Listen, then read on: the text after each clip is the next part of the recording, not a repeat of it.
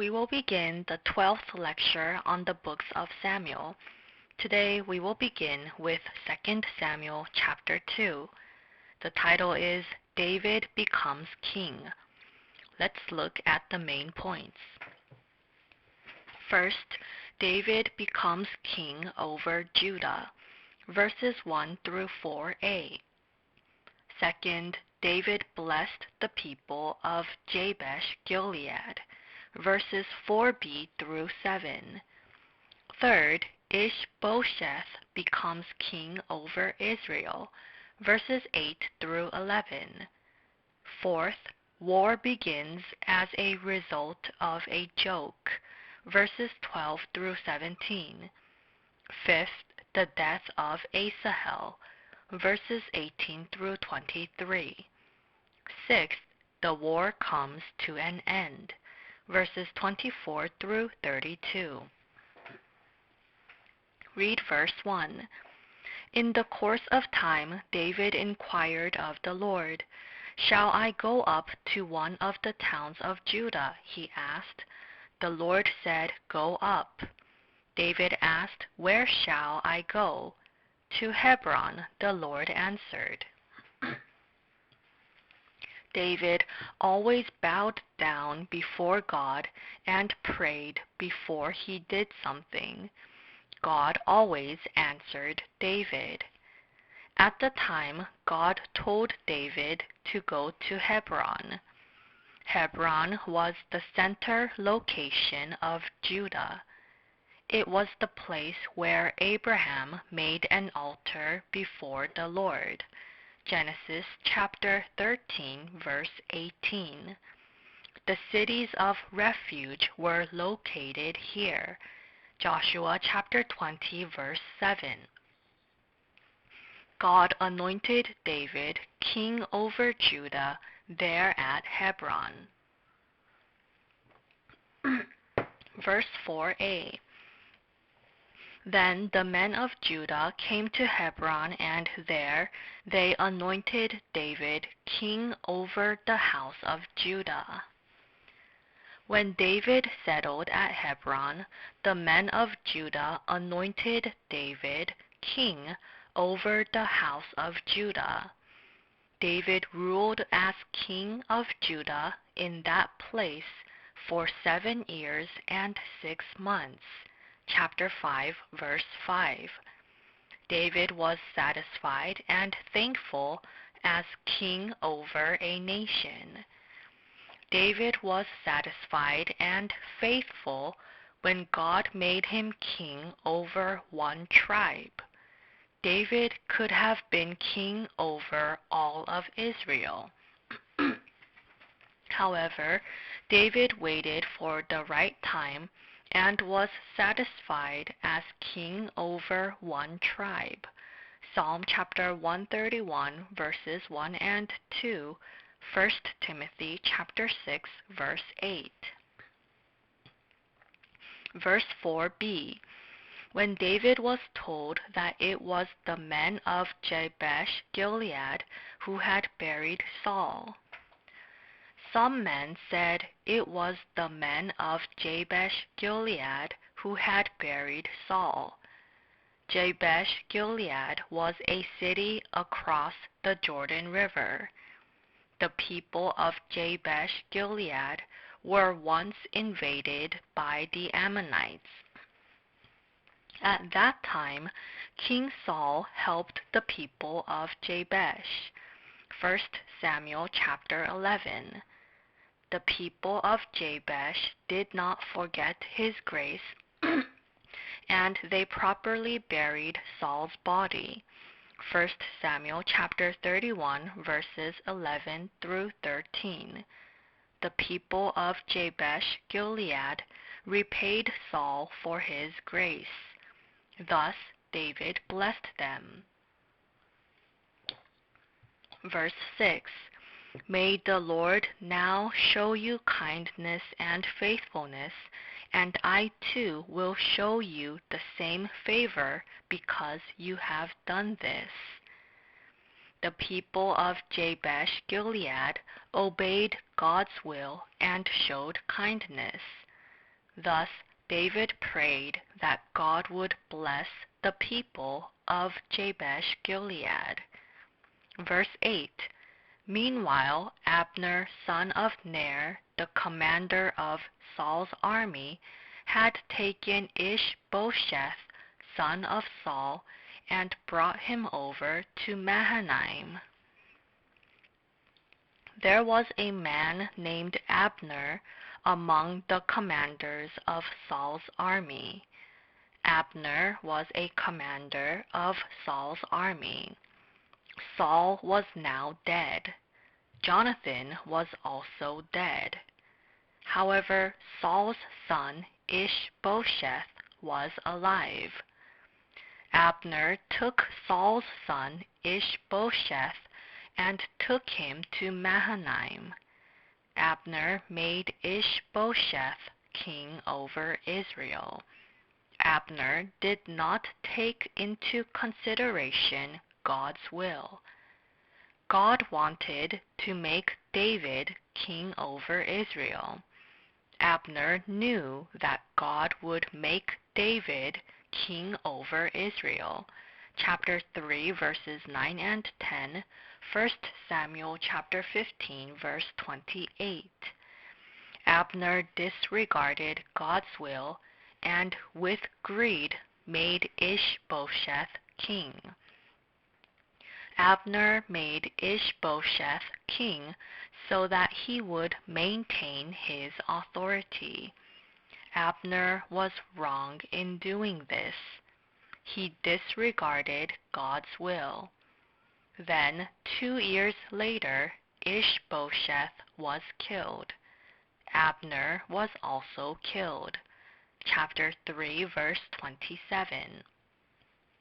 Verse 12. Abner, son of Ner, together with the men of Ishbosheth, son of Saul, left Mahanaim and went to Gibeon. Abner and Ishbosheth, son of Saul, had an army. There was also a man named Joab along with David's men. They went to war with each other. The war started as a joke. Verse 15. So they stood up and were counted off, 12 men for Benjamin and Ishbosheth, son of Saul, and 12 for David. There were 12 men on Ishbosheth's side. There were 12 men who were David's men. The 12 on each side grabbed their opponents. Then they grabbed each other's heads, thrust their daggers into their opponents' sides, and all 24 men died. In verse 16, it says that the place was called Helkath Hazarim. This means field of daggers. The two sides fought, and 24 Israelite soldiers died. This was a great loss to all of Israel. This was a heavy loss to God's kingdom. They lost brave men. In this way, believers will be ruined if they fight one another. Galatians chapter 6, verse 15.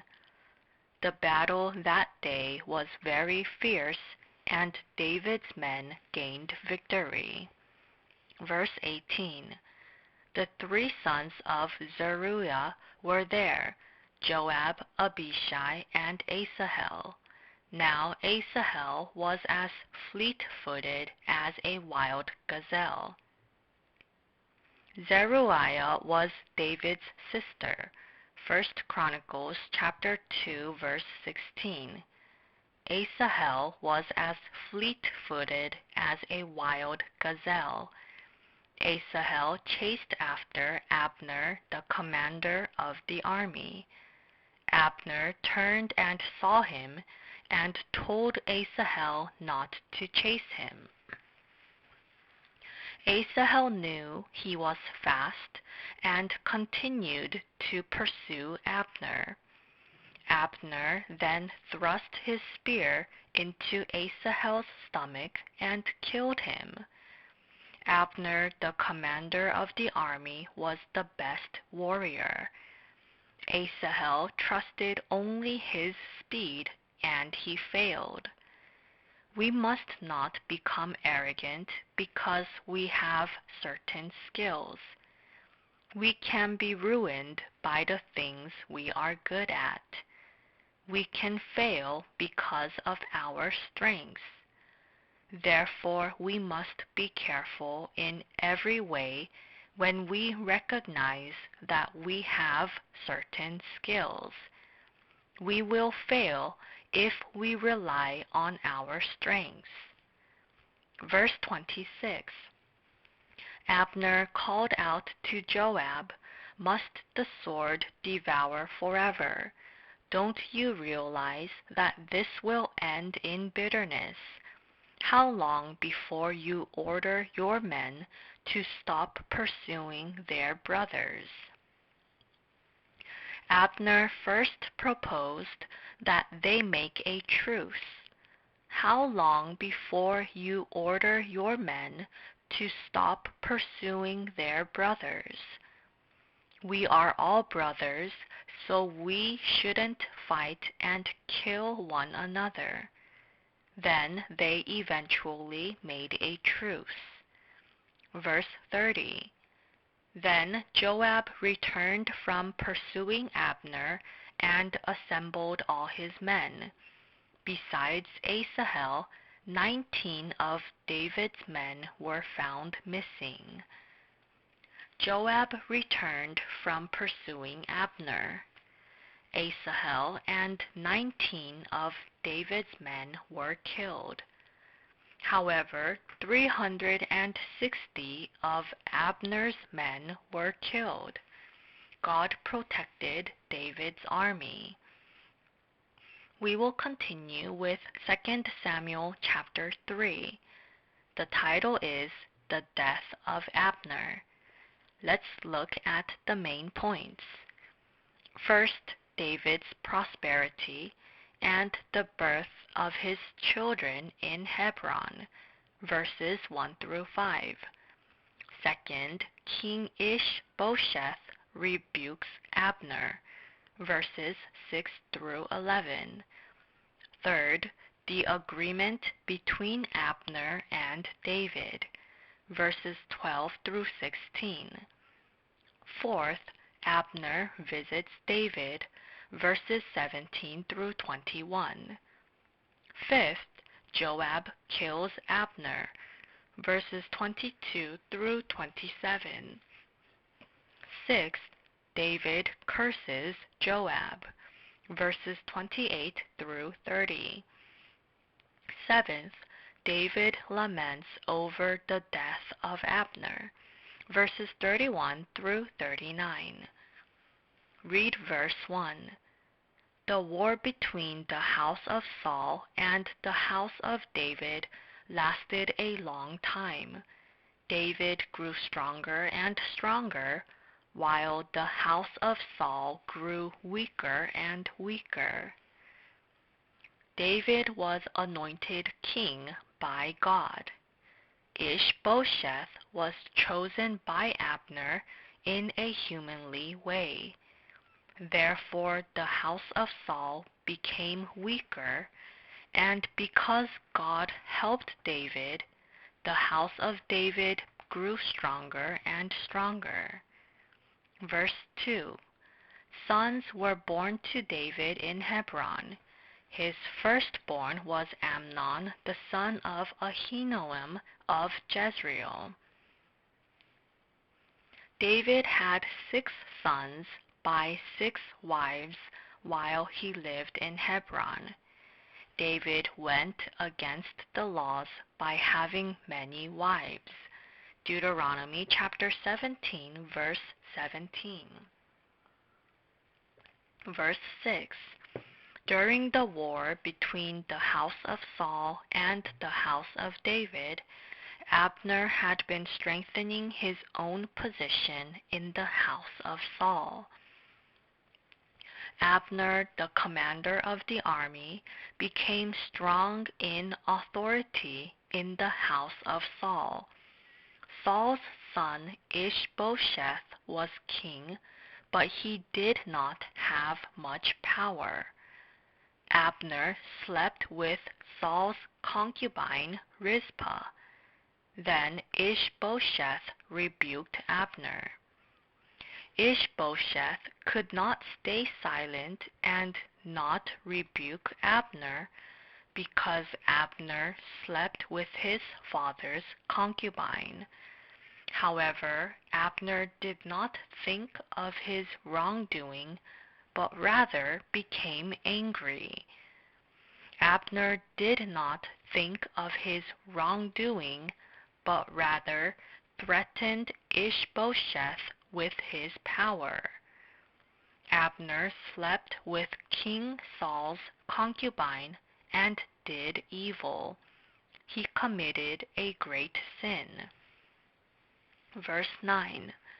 May God deal with Abner, be it ever so severely, if I do not do for David what the Lord promised him on oath. Abner said that he would hand over the nation to David. This meant that Abner would betray Ishbosheth. Abner used Ishbosheth and made him king. Abner wanted to dethrone Ishbosheth. Abner knew that David was to be king over Israel, and he still did evil. Abner made Ishbosheth king for his own authority. Abner was an arrogant man. Abner acted according to his sexual desires. He was a traitor. Ishbosheth could not say anything to Abner. Ishbosheth was king, but he had no power. Verse 12. Then Abner sent messengers on his behalf to say to David, "Whose land is it? Make an agreement with me, and I will help you bring all Israel over to you." Abner sent messengers to David. Abner said that he would bring all Israel over to David. Verse 13. "Good," said David, "I will make an agreement with you, but I demand one thing of you. Do not come into my presence unless you bring Michal, daughter of Saul, when you come to see me." David said that he would welcome Abner since he wanted to return. Abner was against David in the past. When Abner said that he would repent and return, David said that he would welcome him. David told Abner to bring Michal, who was his wife in the past. Michal was Saul's daughter, and she was David's wife. 1 Samuel chapter 18, verses 25 through 27.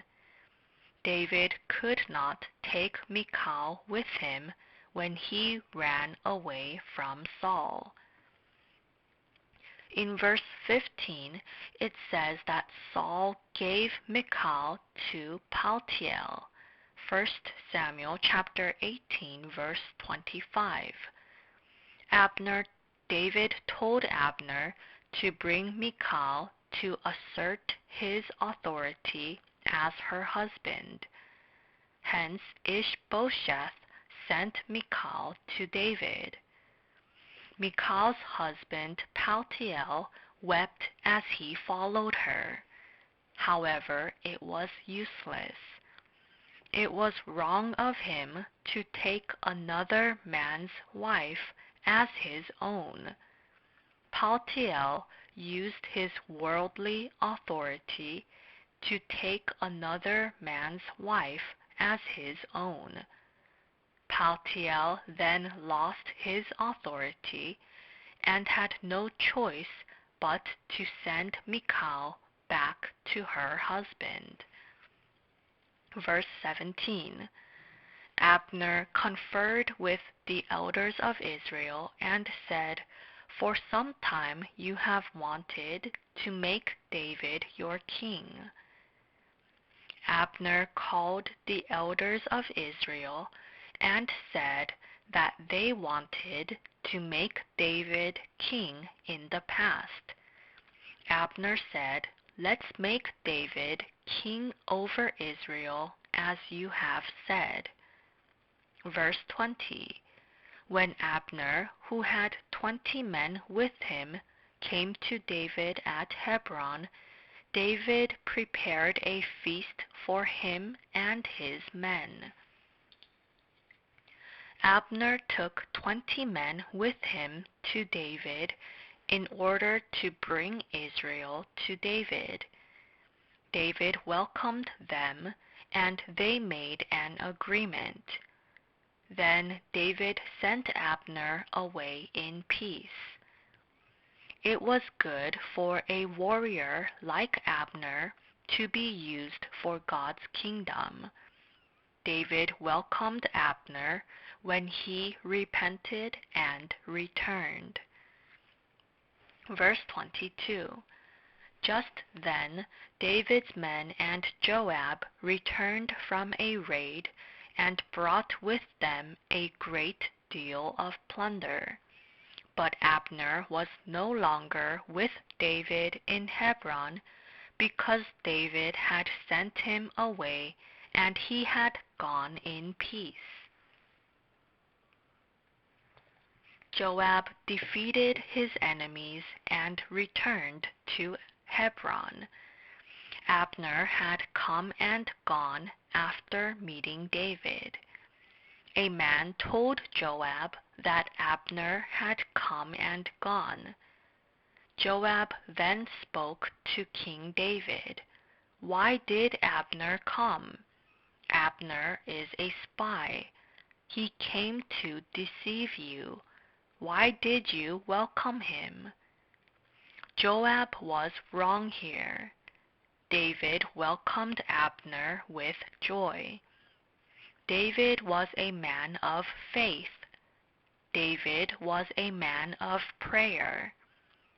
David asked what God's will was and then made his judgment. David welcomed Abner, who repented, as his friend. Joab made a wrong judgment there. Joab had bad feelings against Abner. He held a grudge against Abner for killing his brother in the past. Joab wanted to kill Abner if he had the chance. Joab did not think about what God's will was. Joab wanted to get personal revenge. Verse 26. Joab then left David and sent messengers after Abner, and they brought him back from the well of Sirah, but David did not know it. Joab did not ask King David for permission. Joab commanded men to bring Abner to him. Abner did not know anything, but returned, thinking that David had called him back. Then Joab killed Abner. Joab got personal revenge. Abner killed Asahel in the war in the past. Asahel thought only of his speed and was killed after he pursued Abner. Joab got caught up in his emotions and did wrong. Then Joab brought harm on Israel as a whole.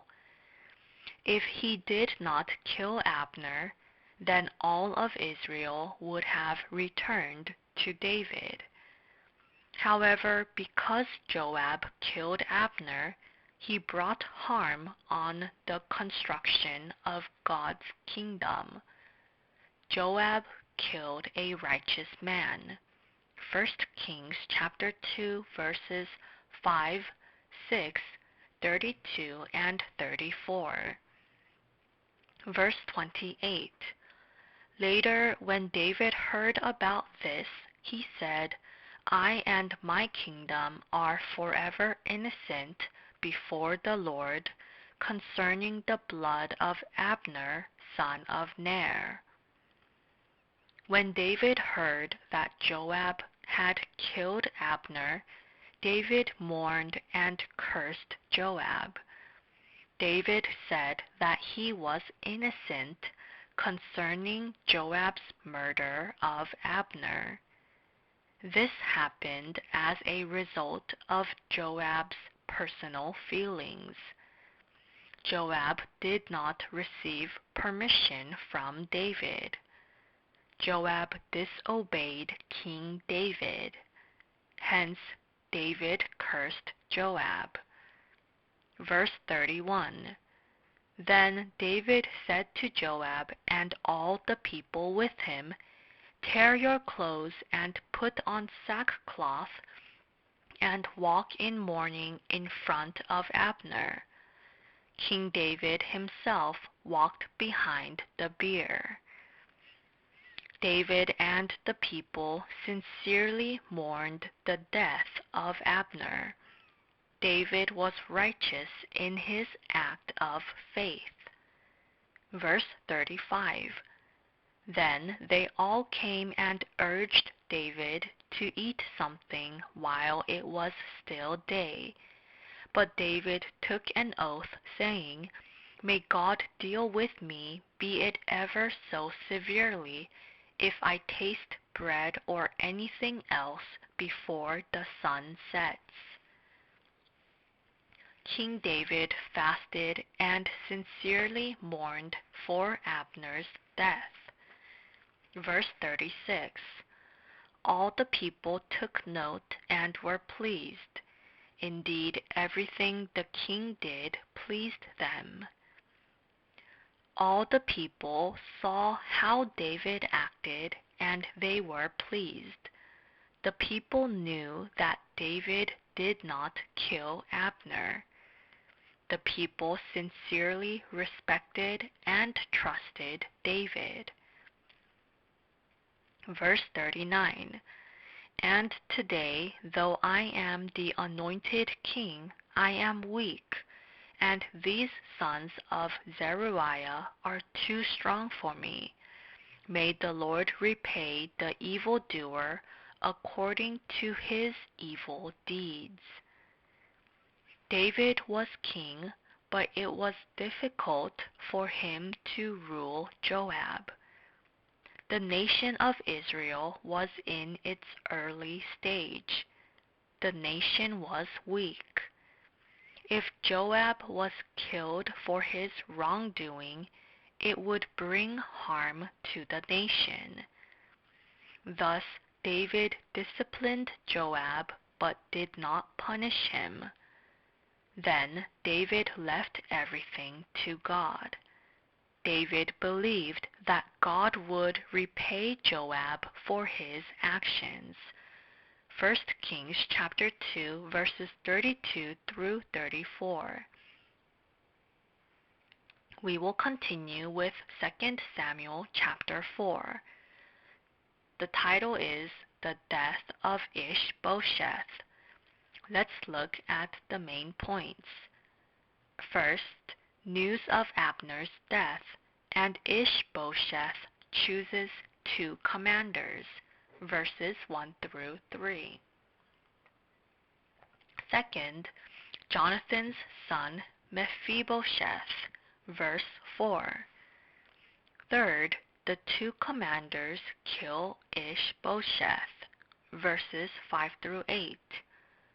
Fourth, David orders the two commanders to be killed, verses 9 through 11. Read verse 1. When Ishbosheth, son of Saul, heard that Abner had died in Hebron, he lost courage, and all Israel became alarmed. Ishbosheth heard that Abner, the commander of the army, died in Hebron. Ishbosheth heard the news. Ishbosheth lost strength in his body, and all Israel was alarmed. Verse 2. Now Saul's son had two men who were leaders of raiding bands. One was named Baanah, and the other Rechab. They were the sons of Rimmon of the Beerothite from the tribe of Benjamin. Beeroth is considered part of Benjamin. Ishbosheth had two leaders in his army. Their names were Baanah and Rechab. Verse 4. Jonathan, son of Saul, had a son who was lame in both feet. He was 5 years old when the news about Saul and Jonathan came from Jezreel. His nurse picked him up and fled, but as she hurried to leave, he fell and became crippled. His name was Mephibosheth. Here it tells us about Jonathan's son Mephibosheth. It teaches that Saul's line of kingship was coming to an end. Saul's house was growing weak. Verse 5. Now Rechab and Baanah, the sons of Rimmon the Beerothite, set out for the house of Ishbosheth, and they arrived there in the heat of the day, while he was taking his noonday rest. Rechab and Baanah, the commanders who were chosen by Ishbosheth, killed Ishbosheth. Ishbosheth made them commanders. Yet Rechab and Baanah betrayed their master and killed him. They wanted to go to David and become successful. Ishbosheth was taking a nap. It was not the time for the king to be taking a nap. The nation was growing weaker and weaker. The commander Abner was also dead. Ishbosheth needed to be awake and rule the nation. However, he lost courage and he was taking a nap. He fell to the sin of complacency. Verse 8. They brought the head of Ishbosheth to David at Hebron and said to the king, Here is the head of Ishbosheth, son of Saul, your enemy, who tried to take your life.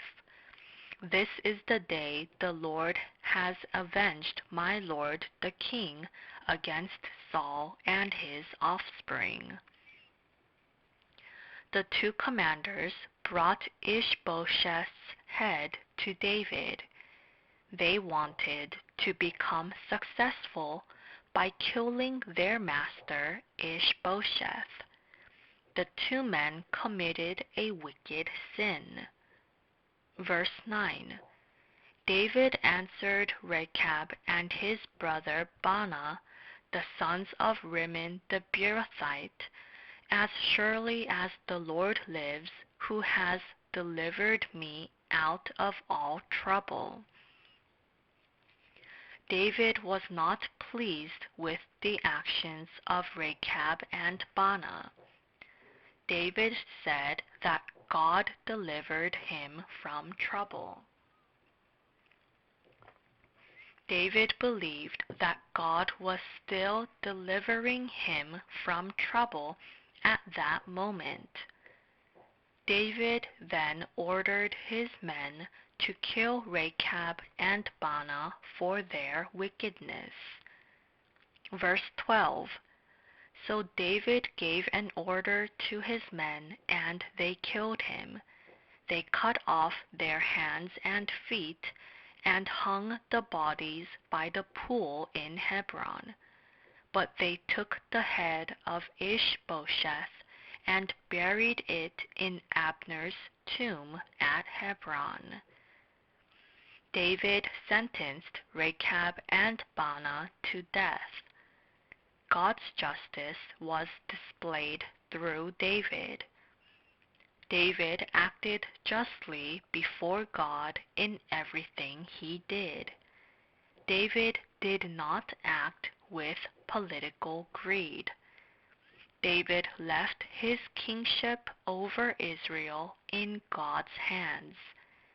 David waited for the right time. David was satisfied with Judah, which God entrusted to him. David always acted justly before God. David was faithful in the works entrusted to him. David pleased God. Here we will conclude the 12th lecture on the books of Samuel.